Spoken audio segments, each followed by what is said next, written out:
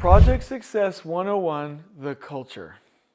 In this video, I'm going to talk to you about how the environment and the culture on the project site really enable the overall integrated production control system, which is a lean system of running your project site. So if you want to know how onboarding and orienting people can really make a big difference, and how your environment, meaning keeping things clean, safe, and organized, is really quite a big deal, then you've come to the right place.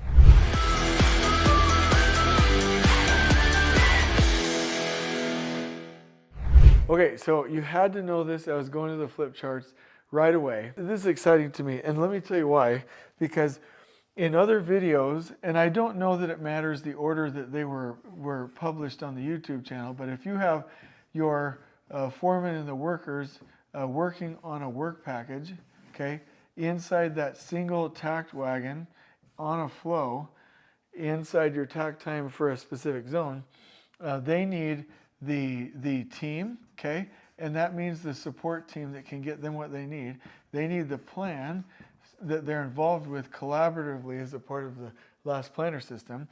They need the supply chain to deliver all of the things that they need for materials, information, equipment, tools, things like that, right? And then we also need the culture, so the environment. And this is pretty brilliant because this is starting to get everything that this group needs in a flow efficient way throughout all of our systems on the project site. So from a culture standpoint, the first thing that I want to say is that we've got to win over the workforce. That means that we can't make them mad. It's not a natural or normal phenomenon for workers to graffiti on bathrooms and to pee in bottles and to do other nasty things. That is an outcome. It is a response from workers that really don't like you, that are mad at you because they don't think you have their best interests at heart. I've run massive projects for multiple years with hundreds and hundreds of people on them without any graffiti on bathrooms and without any pee bottles, right? Because we had a culture of respect. And so if you want to win over the workforce, you have got to, number one, have great bathrooms. And that means that they can go to the restroom, they're clean, they can wash their hands and be treated with human decency. At least, if you're using porta potties, cleaned 3 times a week. Again, with hand washes and trash cans. Number two, and you would think that this shouldn't need to be talked about because it should be just common decency, right? But this does not happen very often.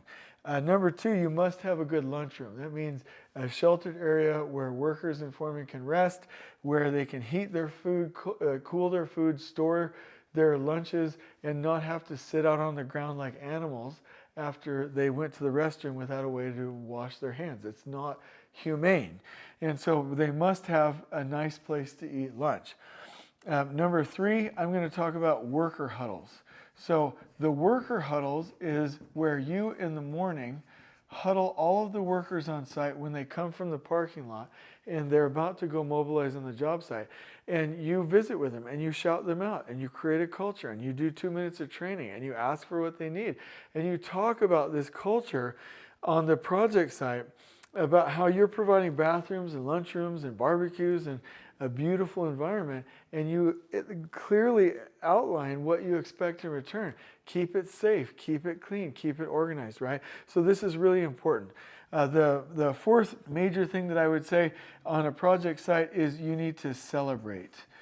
So, you know, this means if you hit a milestone or you just want to reward some folks, like let's have a barbecue. Let's find a way to celebrate. Let's celebrate Halloween and Christmas and 4th of July and Cinco de Mayo and, you know, different things like that. And find a way to create that team unity.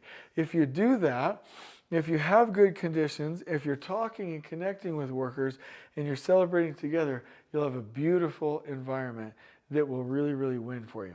The second thing, which is super important, is you must like and subscribe to these YouTube. Wait, hold on. I got that confused.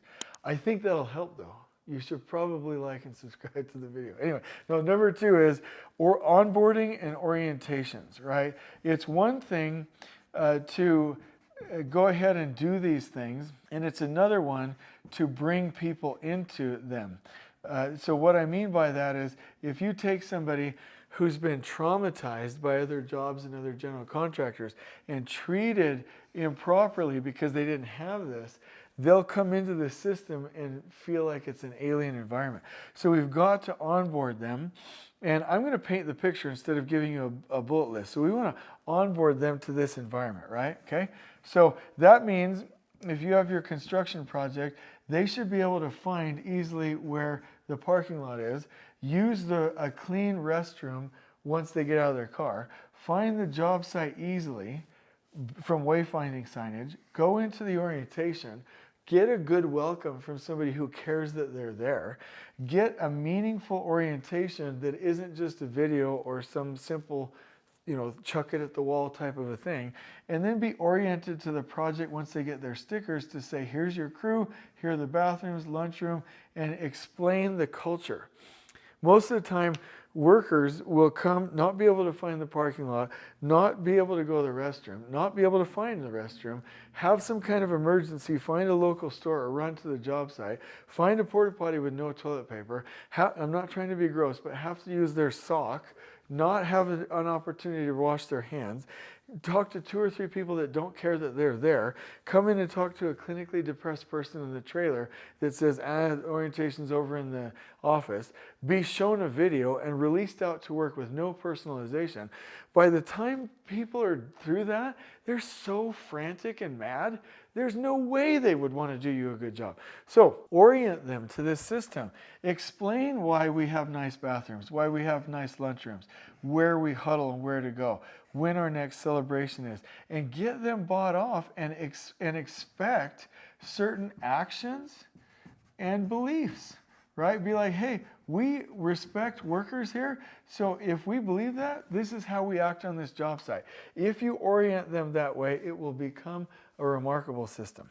And the third one, which is absolutely crucial, is you must have a beautiful project environment. That means clean, okay, safe, and I'll explain why I mention it second, and organized, okay? If you have an environment like that, then the workers can really thrive and be happy. Now, I mentioned clean first. I look at cleanliness and safety as the same things. I've never seen an environment where you can be safe, manage safety, see safety, monitor safety, call each other out for safety, see something, say something, unless the environment was clean. Because if it's not clean, you can't see anything. You're so distracted and mired with a mess that you can't even see this. So I always say clean, safe, and organized because I want the job site perfectly clean, I want it perfectly safe, and I want it organized. Now here's how to do this. And you can do this however you want, but I always write into my contracts for cleanliness if it's dirty, meaning if I can't pick up trash on the floor, on a swept floor, with one hand, the crew will stop and clean it up.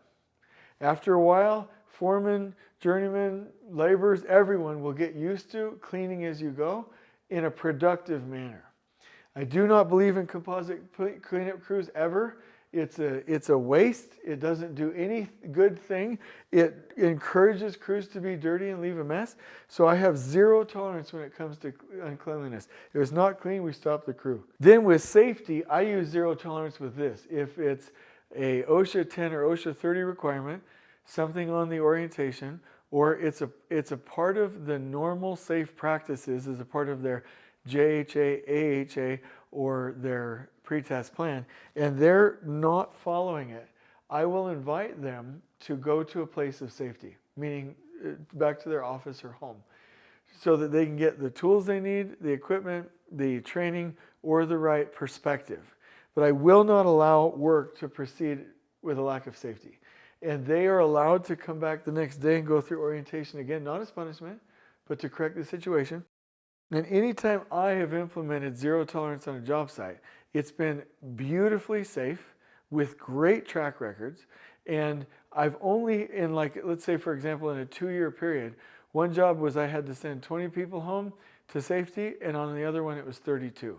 And in those cases, most, except for 2 people on each job, interestingly enough, everyone was able to come back through orientation, get back in the groove, and do a great job.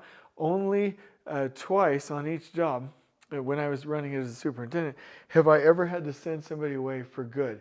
And it was for good cause because they were going to get themselves hurt.